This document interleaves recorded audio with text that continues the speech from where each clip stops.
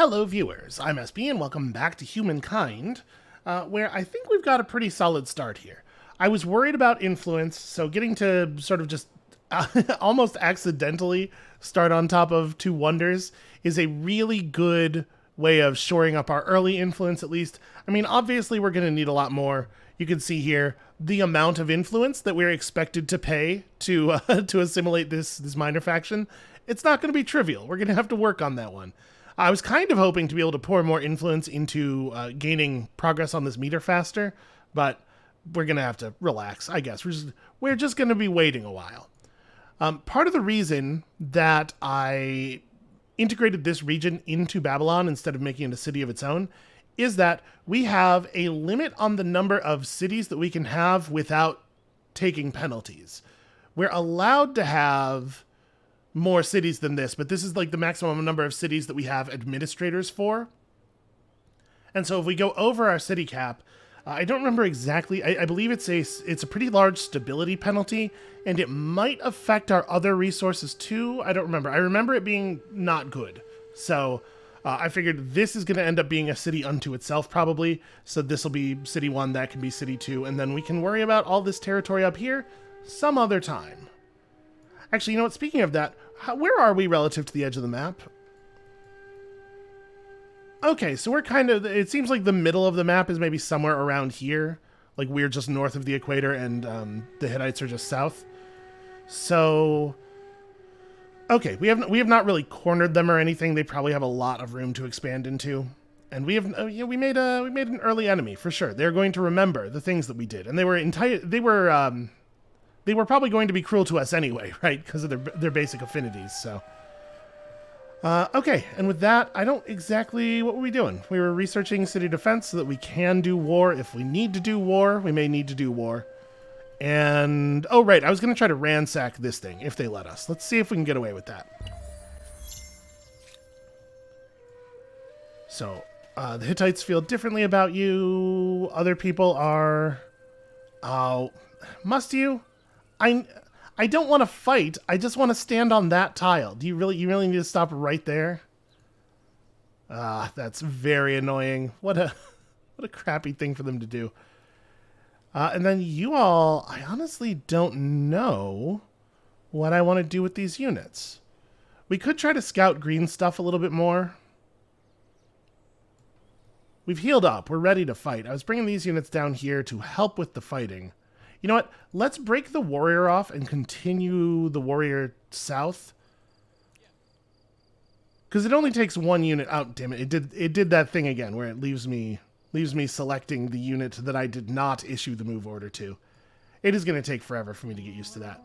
But we'll have the weakened unit try the ransack because that only takes one pair of hands to do. And we'll just run up here and meet up.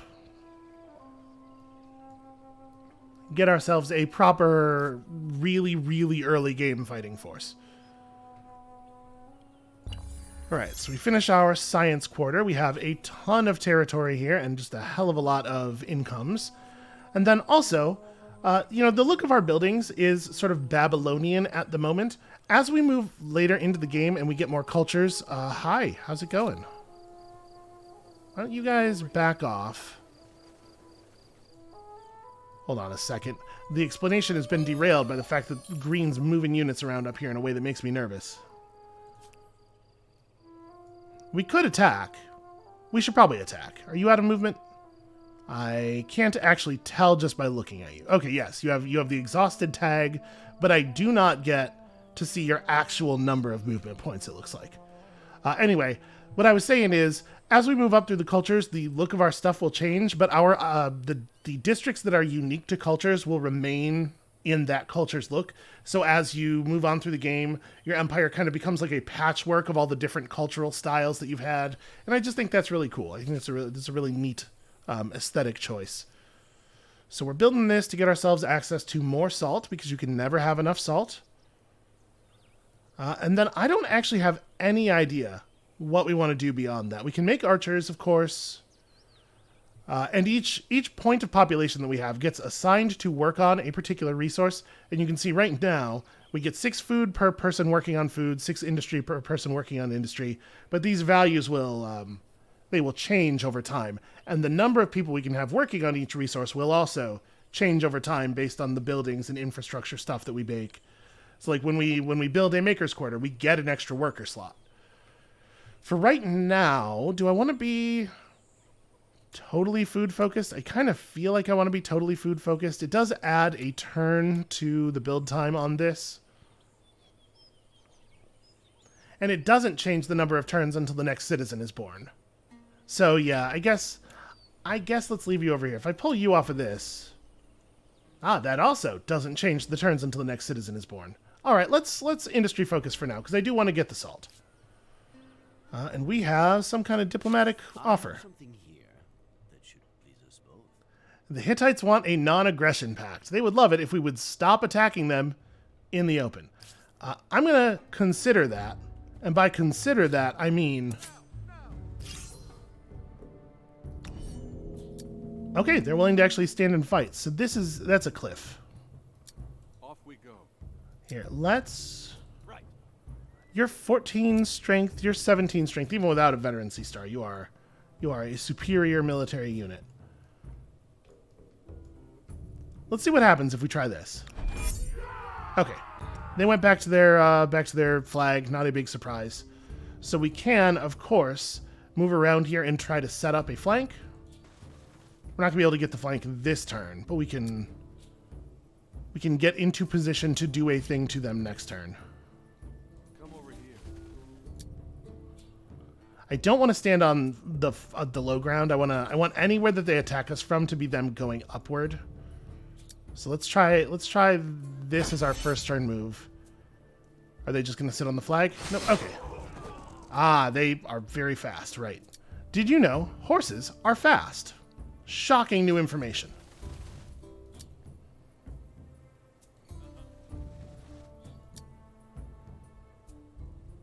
Do I just go take the flag with this unit? I think so. Just like maybe you just lose the battle. Maybe I don't kill your unit, but you just lose the battle. So we're not going to be able to have this unit participate in a flank. I think I want to attack now while we have the bonus 1 strength from the warriors being adjacent to us. Then we move the warrior over here and get the flank attacks.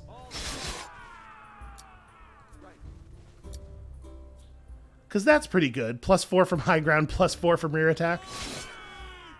And then do we want to do this attack? It's even strength.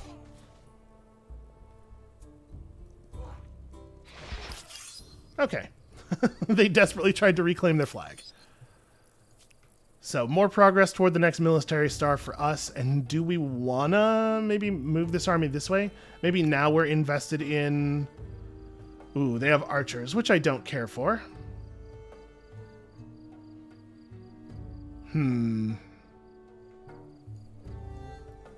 So that offer's still on the table because they did put it forth to us. Do we now take it? Do I just go, okay, that's enough violence between us, my army is busy? I think we might. Where are we at on the next combat star? We need to kill 2 more military units, which we can take from this neutral faction up here. I'm going to accept their offer of a non-aggression pact. That's on them. They should have thought about that before offering it to us. We are also receiving a notification here that we are close to one of our athlete stars. Indeed. And we're getting it pretty quickly. So you can see here, this star is going to be worth 185 fame. The first star is worth the least. The second star is worth about twice that. The third star is worth about 3 times that. And of course, they're all coming down over time the longer they sit in front of you. So we need any 7 stars to move up, but that does not necessarily mean that it is a good idea to move up the instant you have 7 stars. Do I want to give them 1 more payment to really hustle this along? You know what? I don't think so. I think it's probably fine. We can leave it as it is. You can use escape to back out of every menu in this game except for this one. In case you were wondering why I always open up the menu while looking at those. So I think I am going to pull this army back as quickly as it will let me here. Just the moment the next turn starts. We're going to do a retreat here, and we'll probably pull the 4-unit army back as well, just to get healed up, and then we'll deal with Avarice. Okay, and they're going to follow me. Well, good. We will lure them into this is sort of a retreat to arms. Oh, we're also not that far off of a money star. We are making pretty good cash. And we have an event. Miners and prospective miners and their kin from Babylon are afraid. Ancient traditions are strong, and many believe the mythical beasts of the old legends are very real. Now rumors are rife that it was no ordinary bear that attacked the hunting party, but a monstrous creature whose den is the city's nearby mine. Many are likely to down tools without action.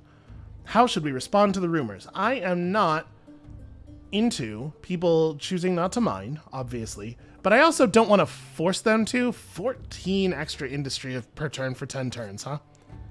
Can I, what are we currently at? 30, okay, 31. So that's a very significant boost. We can investigate, satisfy the miners. We'll fund an expedition to thoroughly explore every corner of the mine. If we do that, we'll gain stability, which is not actually useful to us at the moment. Right now, we are totally fine on stability. Or we can play along and send in a mighty warrior who will slay a sham chimera monster. You know, what could go wrong? Unit costs down for a little while. And then you'll notice each one of these choices has a little symbol in the top right corner.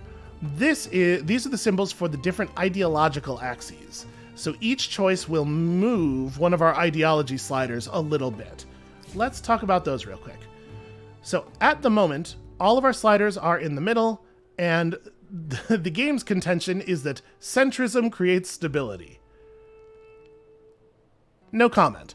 But as we move the individualism versus collectivism meter to one side or the other, it starts to trade that stability off for other bonuses. So we could end up with a big boost to our industry, or a big boost to our money production, or extra food based on our alliances, or just flat extra food. So we do have to think about exactly what we are getting out of these. Oh, I didn't even think about influence and conversion. Look, I'm going to level with you. I do not understand how the influence and conversion system works. Territories create social pressure on adjacent territories based on the amount of culture that's being put out, and that's really all I understand about the system. More influence equals more cultural pressure, but I don't really know how to maximize that. So this is the best benefit on its face. This is by far the best of these options.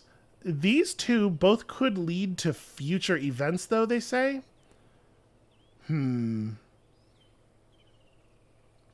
Well, I do think we're sort of a science-focused civilization. So in a sort of a role-playing sense, it makes sense to be dismissive of this concern. And also, I really want 14 extra industry, so I'm gonna take the bad guy choice here, basically. You know, listen, sometimes you do a small amount of evil for the greater good, and that's what every person who has done evil tells themselves. So we can build districts off of our outpost in our new region as though it was a city center, and while we can only have one of our unique district in each territory, we can have more than one per city as long as they're in different territories. So are there any science tiles in this area? There's one down here. So if we were going to build one of these, it kind of makes sense to do a farmer's quarter there and then do the astronomer's house. Is that what it is? Astronomy house. But also, just building a maker's quarter out to this side is not horrible. Gets us a little bit of stuff. Yeah, maybe we do that farmer's quarter. So here we would get +6 food. The farmer's quarter, these land quarters do not exploit the sea. It turns out. I thought they might, but no such luck. Yeah, let's go ahead and do that, and then we'll build the astronomer house here. I can't queue that up until this thing actually exists. So we'll put that in the queue. So it's going to be a minute. It's going to be a minute. Babylon's busy. That extra influence, or that extra industry, rather, is going to be very helpful. And we finished our basic tech, so what is up next? Do we want to just grab bronze working? It'll give us the ability to build watchtowers and the ability to make forges. Obviously, a lot better if you have some copper. But even without a forge, +1 industry on maker's quarters, and then additionally, if you are gathering multiples of them together, that's pretty good. Our science has gotten strong enough that we're able to get through some of these deeper researches without it being quite so painful. Oh, this prerequisite was either or, not both. Interesting. I misunderstood that. Yeah, then I definitely want to get irrigation. I was thinking, okay, we can go ahead and grab this into that.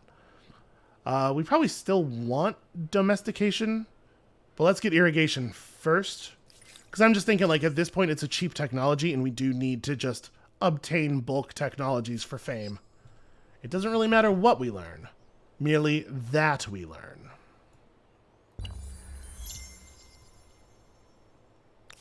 And population growth continues apace.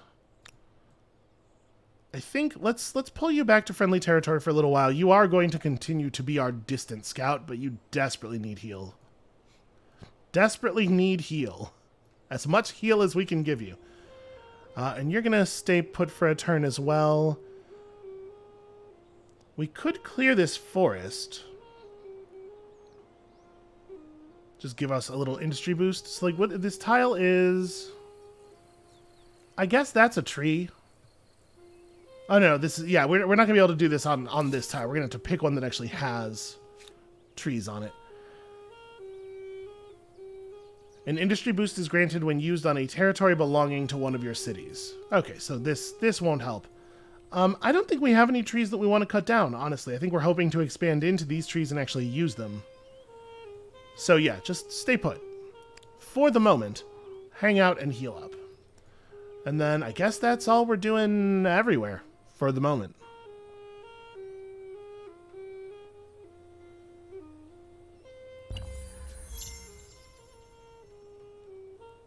The Egyptians have moved up to the classical era. So people are bouncing up into the next era. Wow, yeah, several people have, it looks like. We got our aesthete star. Again, don't worry. We're gonna have a tough time at first. It's gonna look like we're way behind, but they just have a big head start. So Kochab will enter the sphere of influence of the Hittites in 10 turns. Kochab being our secondary region? Okay. So,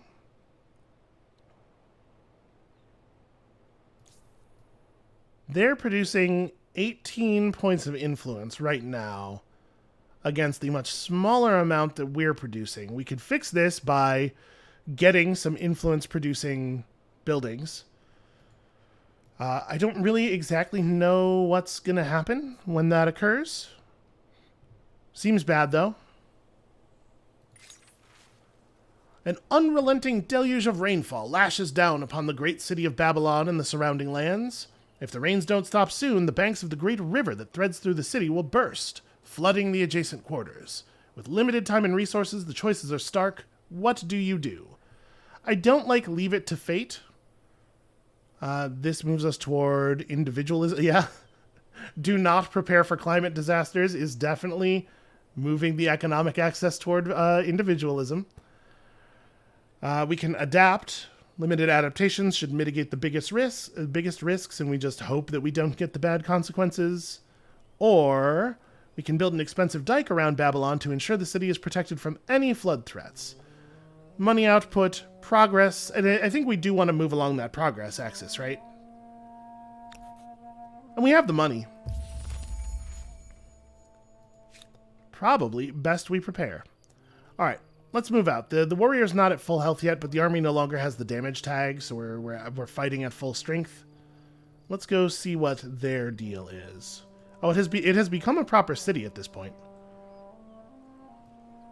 I actually might want you to head down toward Green's territory. Now that we have a non-aggression pact, you could scout around inside Green's stuff until they close borders on us. Yeah, so this is gonna... Yep, definitely too expensive to buy out. I for sure want to get this built.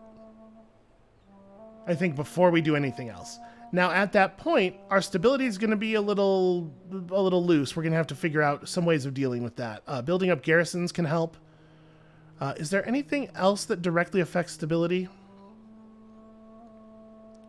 City's population is becoming agitated. Positive and negative events are equally likely to occur. So if we stay above 90%, we're more likely to get positives and less likely to get negatives.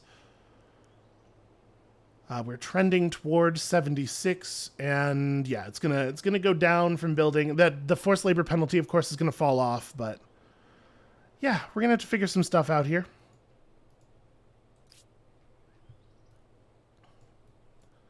All right, let's go find ourselves 2 enemy units to kill so we can get that star. So we're gonna have a pretty restricted group of cultures that we're allowed to upgrade into, moving into the next era. What is this world deed? It focused in on the one we already have, as though to comfort me. I actually don't see that title. Discover... it was Discover Writing. It's not actually... It's marked as grayed out so that we know it's not available anymore. I was just looking right past it because it's grayed out and my eyes just slide right off of it. So yeah, we did not get writing first. Yep, lots of people are moving up into the next era. And I guess we are just moving over to here. So we could jump the archers right now. I guess there's no reason not to, right? So, we initiated the battle. We go first. I think that I'd rather have you start up here. That's going to limit the effectiveness of the archers a little bit. So because they are archers, they take an 8-point combat strength penalty from being adjacent to us. Unfortunately, it's still not all that good for us because we're on a river tile and it's a little awkward. We can, of course, move somebody down into the flag position here. Oh, there's a unit there. Well, we should probably kill that unit. I was going to try to set up the flank here. So you have 19 combat strength. Yeah, it's still better to use the warrior. And then, I mean, even though this is not great, we definitely still want to do it. I want to get some damage on them now before their turns, that we limit the amount of arrows that we get shot in the face with. Nope, attack. There we go. And now we can set up that flank I wanted.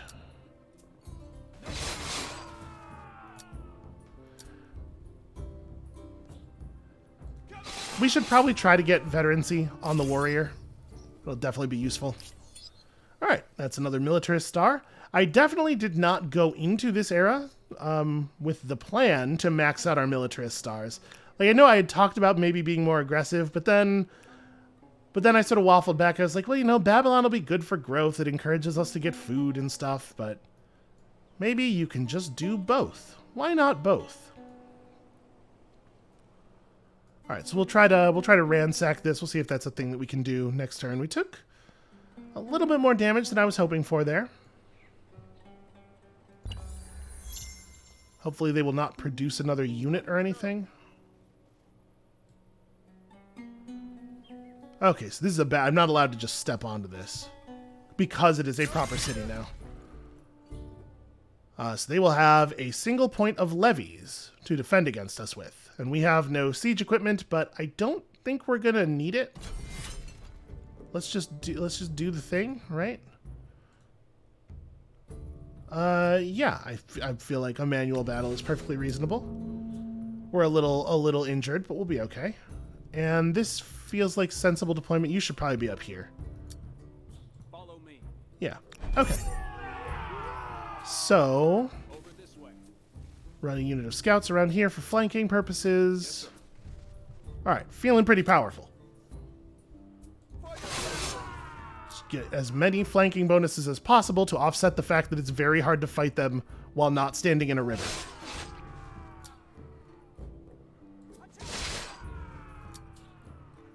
And then even with the flank, the bonus from them being in their fortification plus the high ground and stuff, I don't think we actually attack here. Yep, they thought that that attack was a good idea, which means it definitely would not have been a good idea for us to do it. It is not easy to fight someone who has the advantage of fortification on you. Oh, the warrior did die on the attack. That's a shame. Alright, the capture of the great city of Avarice was a proud day for your empire. Marching through its gates, however, it was clear the defeated citizens were equally proud of their own colorful culture. What do you make of their customs and rites? So we've unlocked our first civic. Civics are a choice that we make here, and apparently... Oh, have they done away with the concept of civics points? Maybe they have. You just do this straight up with influence now. That's interesting.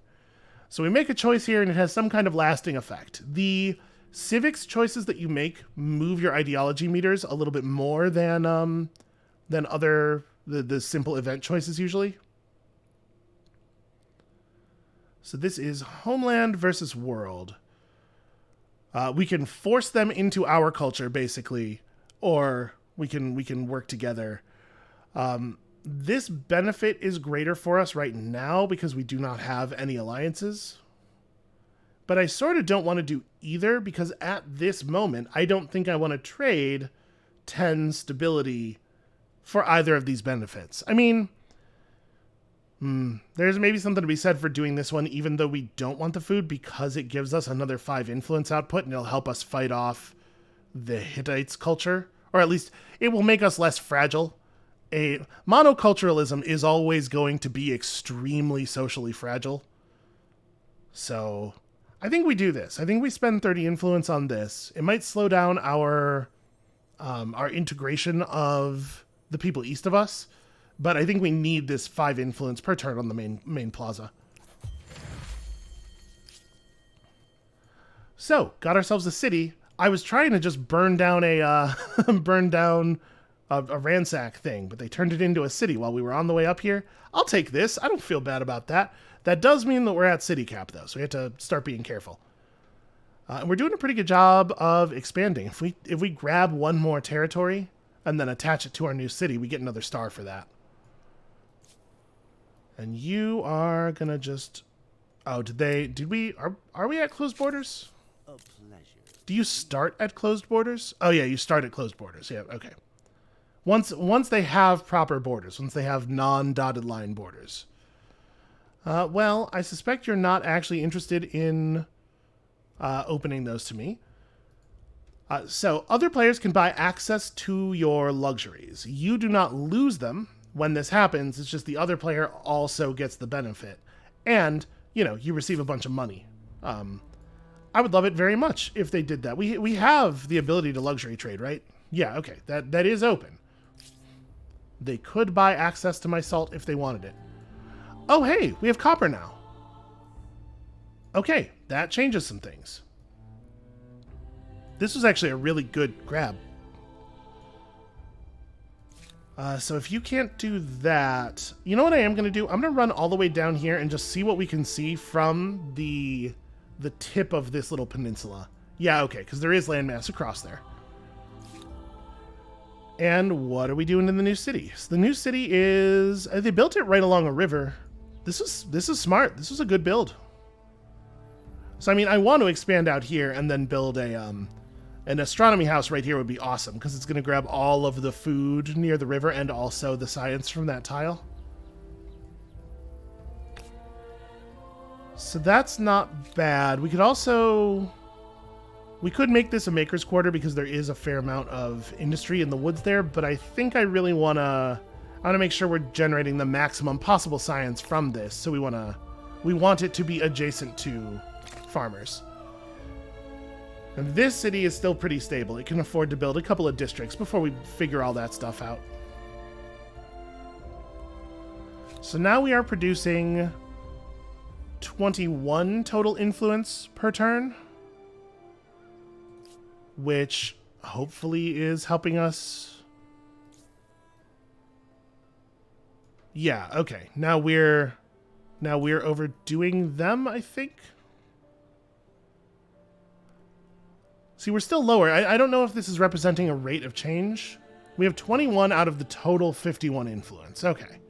So no, this is just telling us the total balance, it's not displaying a thing that is currently in flux toward an eventual value. All right, well, we need to generate some more ways of generating influence. Should be a scientific focus for us. I mean, there's another way to solve this, obviously. We could generate more influence, but we could also just kill them. So we've been attacked by, hostile chariots. That is a high danger unit. We're not really ready to do anything about that. Hold on, we'll come back and figure that out in a second here. The Great Dike was constructed in rapid time at your behest, and a provident choice it turned out to be. The deluge didn't relent, but despite the endless rains, Babylon and its people and property remained safe, only suffering some wet and shivering skin. Better yet, the farmland became even more fertile in the rain's aftermath. Awesome! Plus 15 food for 10 turns. That's really good. So, what are we doing in Babylon now? We are building that other astronomer house. So do we want to, like, really... I think I want to really commit to industry here. I want to get that down as fast as possible. Our technology is actually coming along. Our research speed is good. Speaking of which...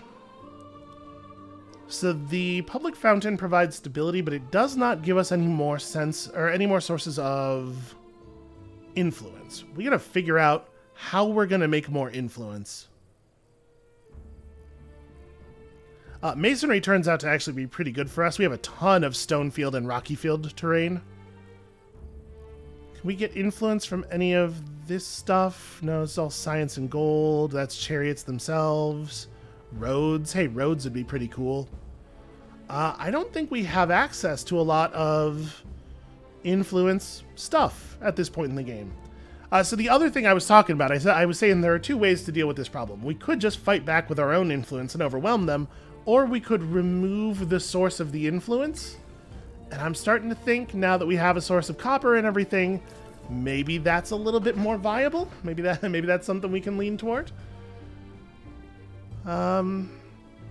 Yes, we are definitely going to be the last ones out of this era. We are going to have very limited options.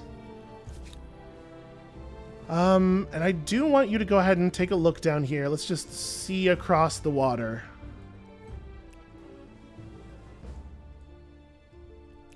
But I am wondering if this unit should maybe be running north at maximum speed, because I'm concerned about the fighting. So is the city itself in much danger? I wish I could click on the city and examine it right now, but because the battle's going on around it, I really can't. I think I'm going to just do a retreat. So the city has a single point of population. It has 15 fortification for units inside of it. We retreated to a place where we are still going to be able to heal, which is good. Why is this showing as infinite? I'm not really sure. It's probably just related to the fact that the city was under combat conditions a moment ago, and it hasn't updated the tooltip. But I am definitely thinking we need to get some military units out here. The thing is, what we really want to do, of course, is wait until we have our unique, because our unique will have bonus damage against that cavalry. But that's 5 turns for research, plus however long it takes us to build this thing up, plus however long it takes us to build the units. And we can buy out some of those stages with gold here, but I don't know. That's looking pretty rough. We're almost in position to be able to hire access to the units here. Maybe that's my plan. We hire some mercenaries to help us get through the fighting. Where are y'all even from? Oh, probably probably over here. Well, this is a problem. This seems like a very serious problem. I don't know how we're going to fight them.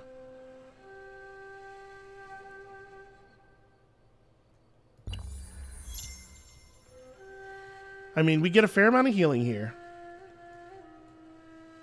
Are they chasing us? They seem to be having some pathfinding issues around the other army.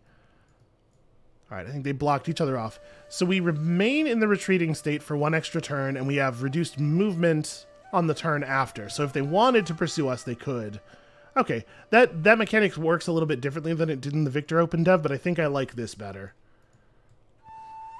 So you have, like, you are always going to have the ability to retreat once, but you have to actually solve the problem pretty quickly after that. I think that's a good implementation. So do I want to have you just like walk down here and put down an outpost somewhere? Probably, right? Just take this region so then we have a big contiguous nation here. So we're in our territory healing up while walking from city to city. This gets us a star. Yeah, I guess that's what we'll do while we're waiting for you to heal up. But maybe it makes sense to end the turn here instead of one space across the border, right? And then we'll figure out where exactly we want to put down the outpost. So let's talk about influence. Where is our influence actually coming from? Why did it grow? It was 21 last turn, and now we're getting +1 additional from district, but no changes have happened, right? All right, well, we'll just keep an eye on it. And none of the buildings that we have unlocked give us... Yeah, this gives stability. That's just food from the river. That's wood from the forest. We do want to get flood irrigation done. That's probably our next project. Because we have so much river. And we have food exploitation stuff on all of our river tiles. That is actually going to be such a tremendous amount of food. All right, you're good right where you are.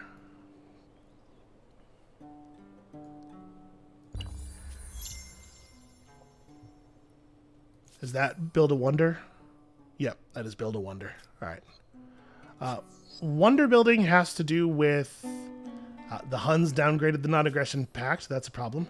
Wonder building is influence-based. You have to get a lot of influence to be able to do that.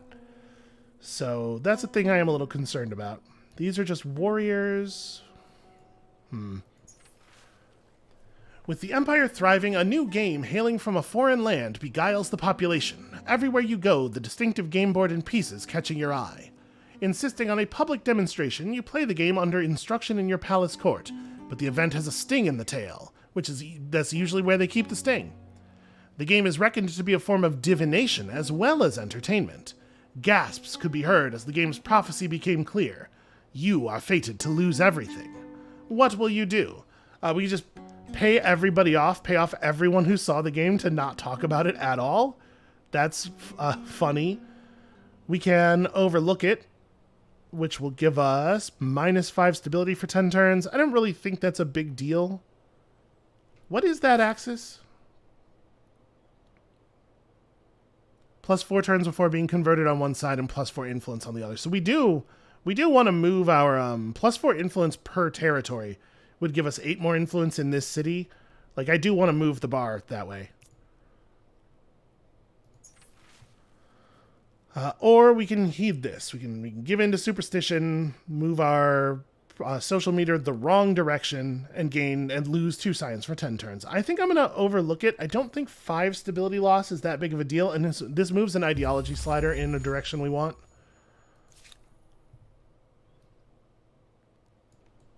And then I am concerned. I am concerned about them ending the non-aggression pact. That certainly suggests something.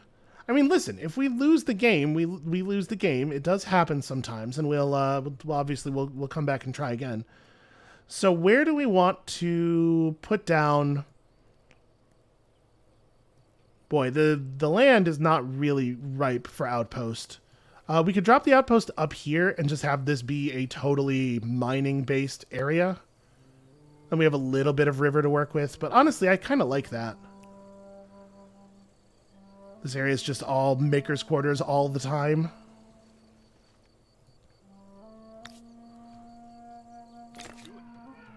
4 food, and 18 industry. Avarice will certainly be able to build some things some of the time. And hooray, healing.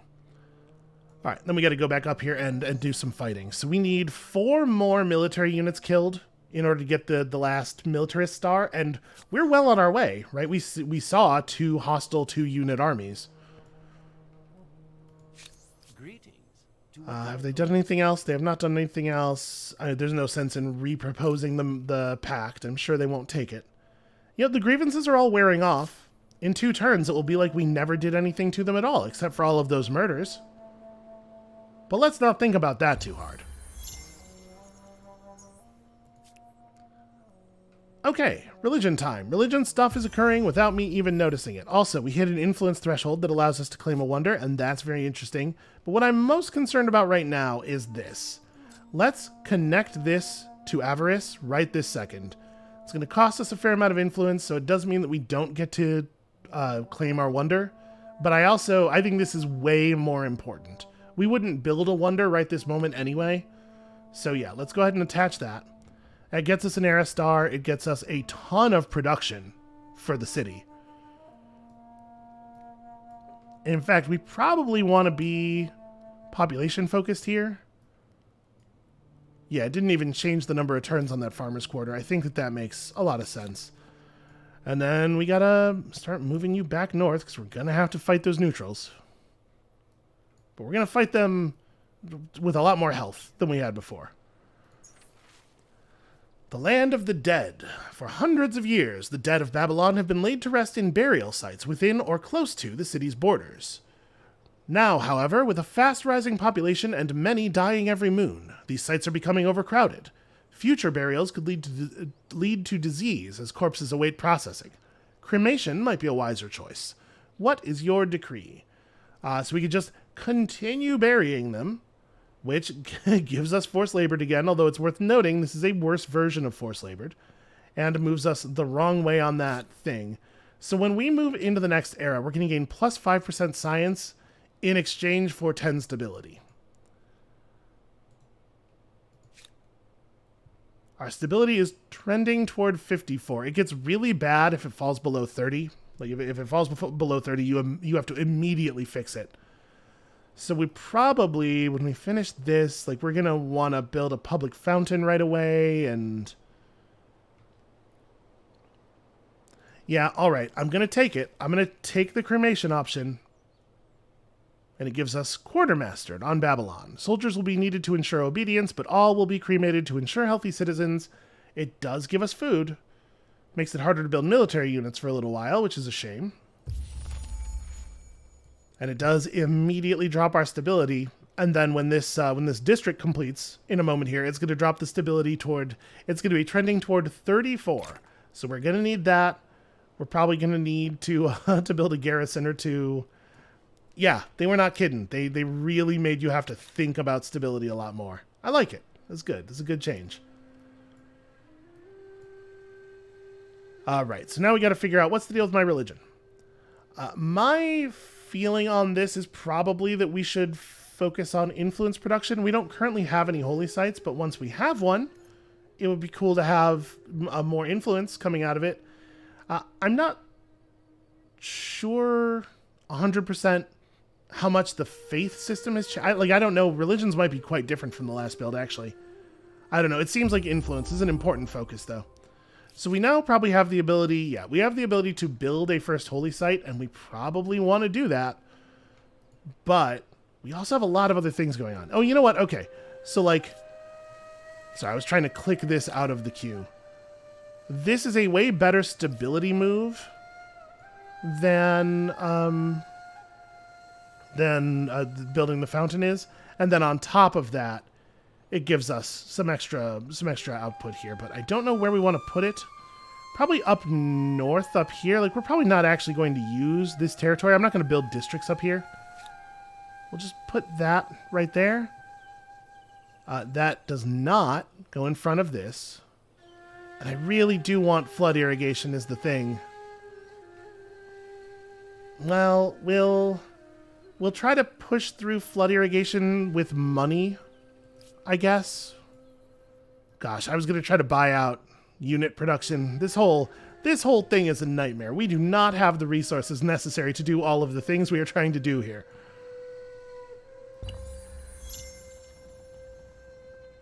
It's good, though. You don't want it to be easy. Okay, so one of our builder stars has been earned. War was declared by the Huns. Not a huge surprise, probably.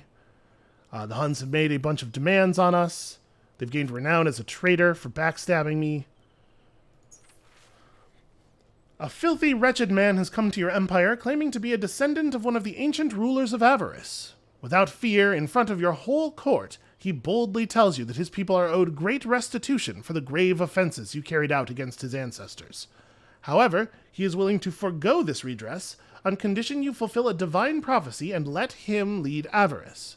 He promises that fulfilling the prophecy will see riches come to the city.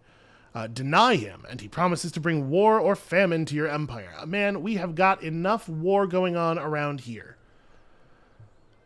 So we can redress the grievances. Restitution will be shared among all the descendants, among many who bravely fought in our armies, who fight in our armies rather. Gain movement speed on our military units. Might actually be relevant. We can accede to his demands. His talk of prophecy will hamper rational thought, but commerce will flourish. Avarice will grow parsimonious for 10 turns, which is, that's not bad. It's not a bad buff. Or we can publicly belittle him. To amuse the court, we will ridicule the man and send him on his way. So that'll give us bonus stability in Babylon, which is not like a bad thing.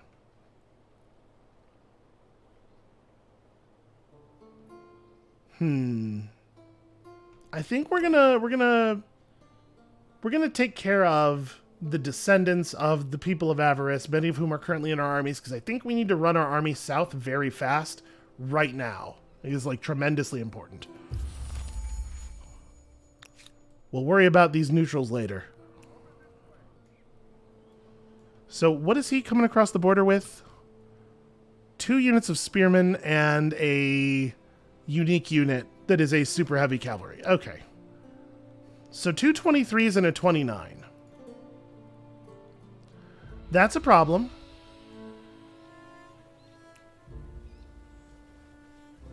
That's like a pretty big problem, actually. So we did just hit enough stars to move up to the next era. Well, I just hope you love surprises as much as So we can offer a surrender. You'll need to provide suitable reparations in exchange for their mercy. and ruin. Their war support is 74 right now.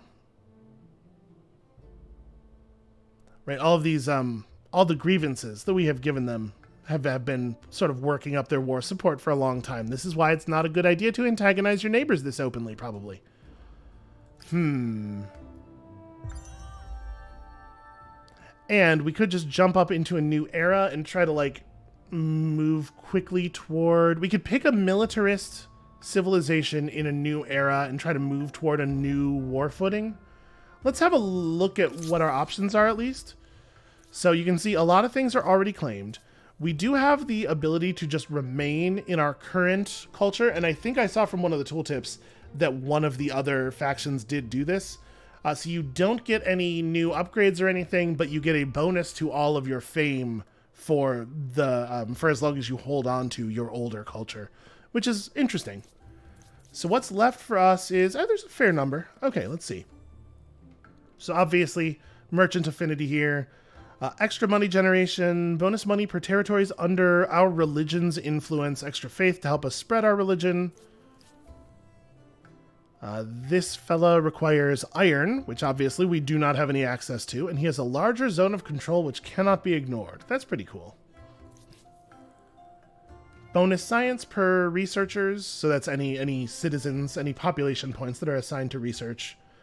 The amphitheatron, a district that does not exploit any resources, should be noted, but does produce a lot of science in total, and also some influence. Anti-cavalry uniques are probably going to be pretty strong, and the hoplite does just need copper, which we have access to. So that's potentially interesting. We need to research the standing army technology. How far off of that are we? Well, I mean, we're gonna have the prereq, but that's a long time. That's gonna be the case with any of these, though. They're all gonna be really far off. The Carthaginians, of course, as you might imagine, very sea trade focused. This is a unique harbor replacement. We played as the Carthaginians in our last thing. The Goths, who are actually militarist and will get us extra fame from pursuing military stars, plus 5 combat strength from ransacking on armies. Not a thing we can actually make use of right now, sadly. And they have a type of cavalry that we will not be able to make because we don't have the iron for it. And then finally, you got the Romans. So, oh, that's interesting. They let you bring 5 units into a battle. That's certainly an interesting upgrade. They're expansionists, so they will give us extra fame from the stars that come from gaining territory. This gives plus stability and plus influence. And then the Praetorian Guard, rear attack applies whenever an ally is adjacent to the target, no matter their position. That is definitely interesting. So we might have a source of iron potentially. This could be iron. We don't know yet, and we'll know. I think when we move up to the next era, it will reveal the iron. So there could be iron in any of these two as well. We could potentially expand into some iron. We do have money and the ability to hire mercenaries here, so that's a thing that can happen. Oh, the cost of assimilation has gone way down. I guess it was influenced by our progress on this bar. So that big cost that we were seeing earlier was never actually on the table. So we do have the ability to hire mercenaries, right? Isn't that this area? Yeah. How do I do that? Okay, there's a button on each of them. Okay, spears and archers. So we might be able to figure out a way to survive this long enough to sort of break their spirit. I don't know. I think this is going to be tough. I know that this is a little bit shorter than the episodes often are, but I want to spend some time thinking about our move here, whether it's right to jump up to the next era or like what exactly we should do. So I think I'm going to call this here for today. Thank you all so much for watching. And when you come back next time, tomorrow, we are going to see if we can withstand an invasion from a technologically superior opponent. And if not, I guess we're just going to try this whole thing over again. And we'll see you then.